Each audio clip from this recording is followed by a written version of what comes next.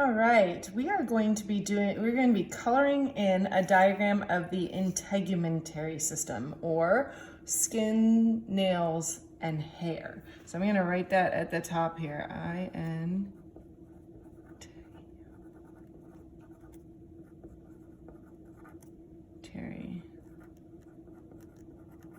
So this is actually layers of skin, but skin is part of the integumentary system.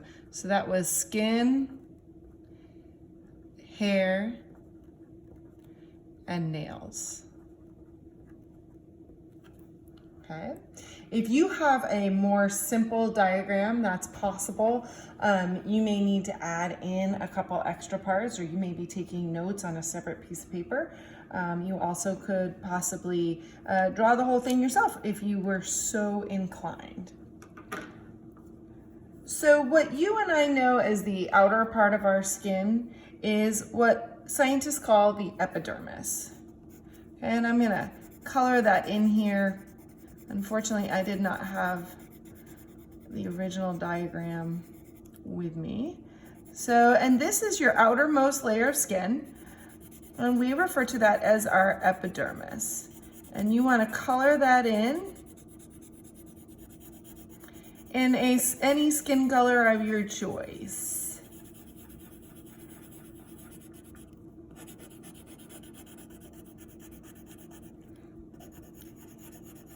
If you're doing it online, there are wide varieties of colors there as well, and you may still choose to listen and go through and do it with us as we color in our diagram here. So this is the epidermis, the outermost layer of skin, what you see when you look at somebody,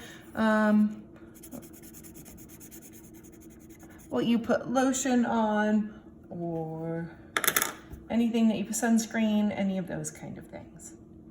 And of course, in our epidermis, we have a couple of things, including something you might be familiar coming out of the epidermis, and that is a hair. Okay, so this right here is one of our hairs, and of course, on our arms, if you look at your arm, you can see little hairs growing out of your arms, and each of those hairs goes under your skin and comes all the way out. And they help do all sorts of things.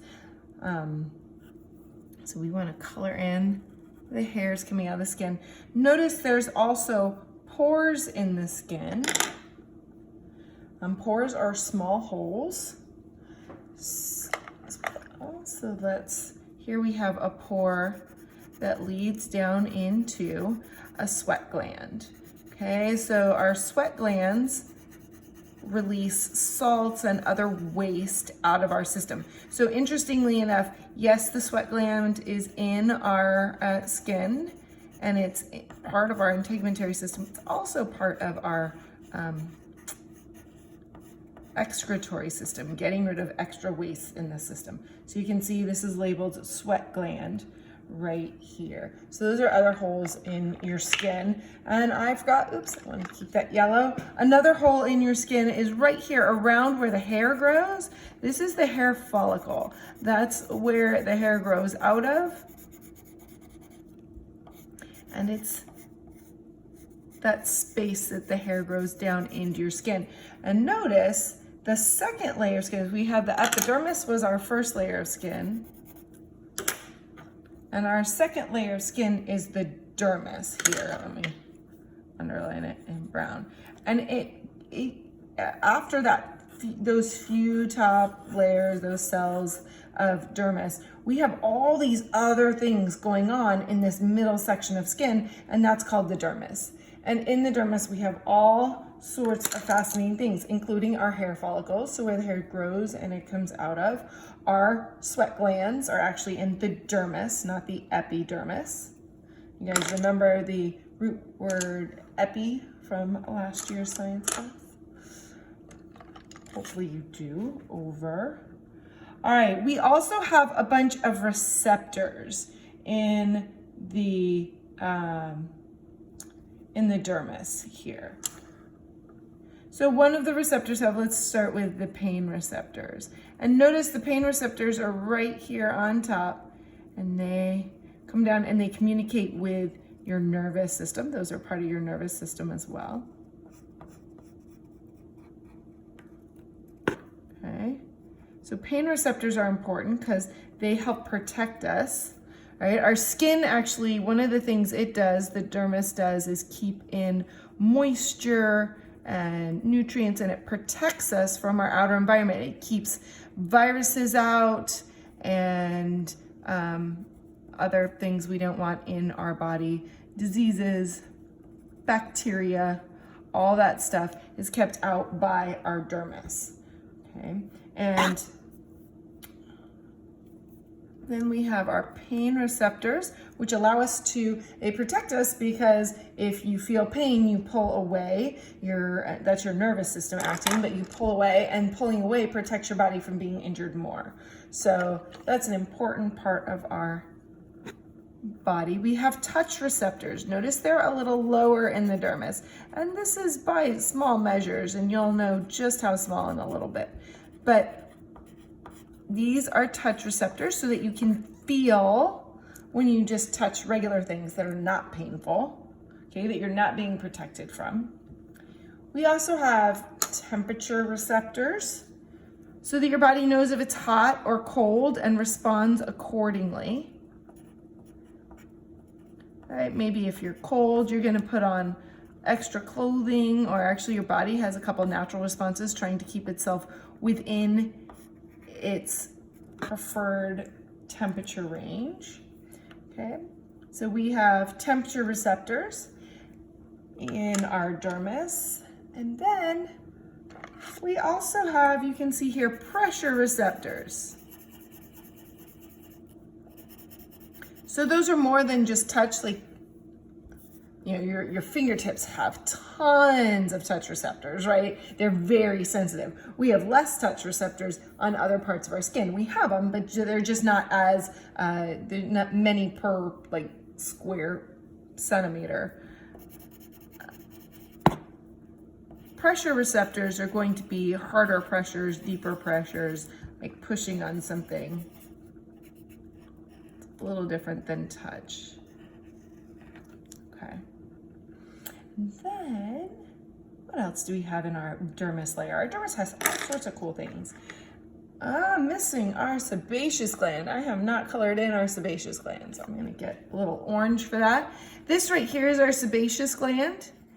It releases oil into the hair follicle, keeps our hairs healthy and your skin moisturized and all sorts of things. So that's good oil being released.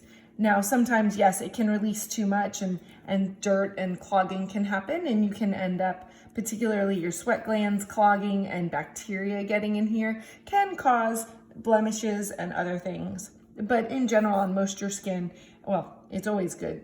You always want to be sweating and you always want oil being released, but the amount and if bacteria gets in there, that's when we start having problems.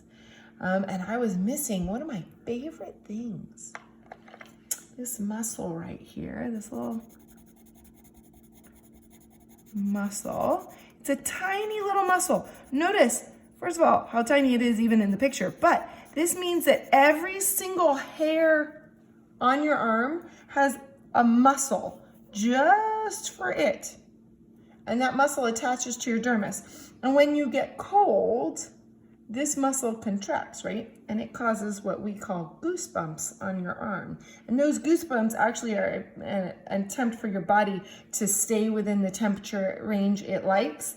That's a way of keeping what we call homeostasis, which is when your body is in balance. And so goosebumps are an attempt actually for your body to retain the heat. And it's trying to keep your hairs away from your body so that they are creating a layer of air that's warmed between your hair and the skin of your dermis, actually. And so it's one of the ways our body maintains what we call homeostasis. Okay, and the last thing in the dermis layer we have are, you can see these blood vessels right here. We have arteries and veins running into our skin layer. And of course, if you've ever cut yourself at all, you know that that's true, because if you cut into the dermis, you end up bleeding, right? If you cut through your epidermis, and we see blood. And blood is important because these arteries and veins, they carry nutrients to and from, they carry nutrients to the cells, right? From our digestive system, they bring nutrients to all these cells and they feed all these cells, and they also bring oxygen, which our cells need to function. And then the veins, which carry blood back to the heart actually, and then to the lungs, the veins, they carry away cellular waste, so the stuff that each cell doesn't need, and it carries away CO2, which is also cellular waste. But you've probably heard about carbon dioxide in a different way. And then this last layer, I love saying it. You will hear me refer to subcutaneous layer. That's the phrase that I use the most. The subcutaneous layer is where all the fatty tissue is, and you may have seen the subcutaneous layer if you've seen a cut that was deep enough. So I was a lifeguard for years, and every once in a while we saw exciting things, not often, but every once in a while. And one time somebody dove into shallow water. Luckily they didn't do it in the most dangerous way, and they cut open on their forehead. So it was a lake, and they dove in and scraped the bottom with their forehead. And one of the lifeguards sent them to me because I was on first aid duty at that moment. And so they came back to me, and that cut was so deep that I could see, it wasn't bleeding a lot, and I could see kind of like globule tissue. It's off-white often, or and it looks kind of like I don't know, my girls like boba. It looks like small boba, and it's fatty tissue. It looks very much like this. That's why we color it this way. And you could see it on her skin because it had cut deep enough that we were down to the subcutaneous layer. So that person had scraped off their entire dermis in that section and the entire epidermis, and we were looking at her subcutaneous layer. And you may, if you cut a bad cut on the leg or anywhere, you can sometimes see the subcutaneous layer. I'm sure some of you have seen it if you've had a deep enough cut. All right, so that is our layers of skin. And of course, skin is part of the integumentary system, along with hair and nails. Once you've colored and labeled your diagram, and like I said, if your diagram was missing some of these things, please add them. Once you've done that, you need to answer the questions in the homework check for skin. Please use your diagram to help you answer those questions.